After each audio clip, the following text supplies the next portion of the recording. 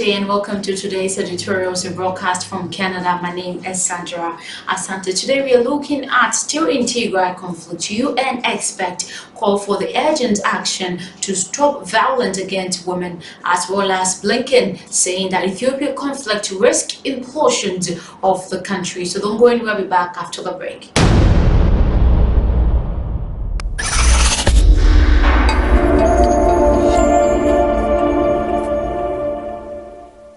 You're welcome back from the break. Thank you so much for joining me again. So we will start off with the violence against women and girls. And UN human rights expert has expressed grave concerns about the widespread sexual and gender-based violence committed against women and girls in Tigray, Amhara, and Afar regions of Ethiopia by parties to the conflict.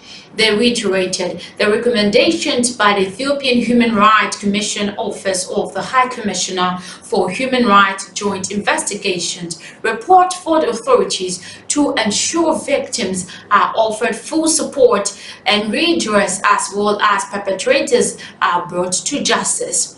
These acts of violence constitute some of the most egregious violations of human rights and humanitarian law, the expert said.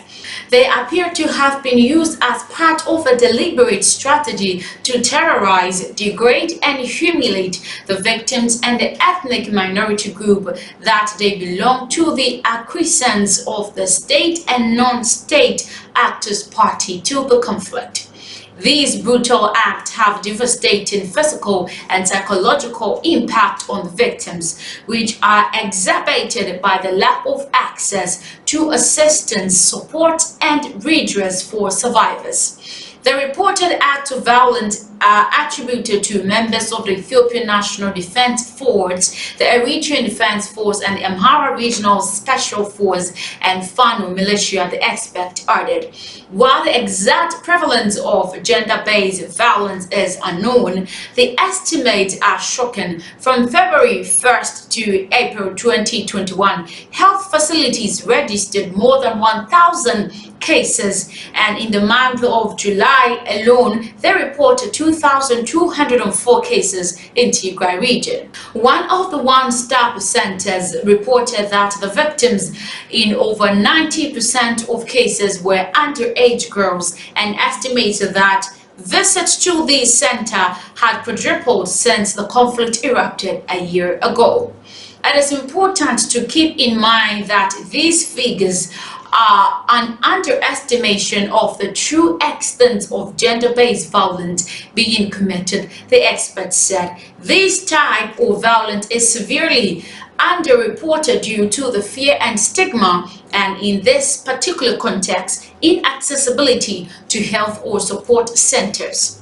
Despite the humanitarian situation, proper access to health facilities is vital to ensure adequate care, for instance, for women and girls at risk of developing life-threatening infections, or allow for abortion for women and girls who become pregnant as a result of rape. Violence were committed in both rural and urban areas, and the victims' homes or the places where they were sheltering. In some cases, women and girls were raped because of their perceived or actual political affiliation, to pressure them to reveal the whereabouts of their male relatives or as act of revenge. Internally displaced women and girls in Ethiopia and Eritrea, refugee women and girls living in Tigray region have been particularly exposed to sexual violence. Eritrean women and girls specifically have been seriously affected by the conflict and doubly victimized, the experts further explain. In addition to the grave consequences of the sexual violence, most victims have also been harmed in other ways by the conflict, including by having close relatives killed. We would like to remind state and non-state actors parties to the conflict of their duty to respect and protect human rights and to prevent violations in any territory under their jurisdiction or effective control, whether by state or non-state actors. In particular, we reiterate the recommendations made by the Ethiopian Human Rights Commission Office of the High Commissioner for Human Rights joint investigation report to end all forms of sexual violence and to issue clear, public and equivocal instructions to all armed forces and group to forbid sexual and other gender-based violence and render these acts punishable on the basis of direct and command responsibility. We also reiterate the need for Ethiopian and Eritrea to implement the report's recommendations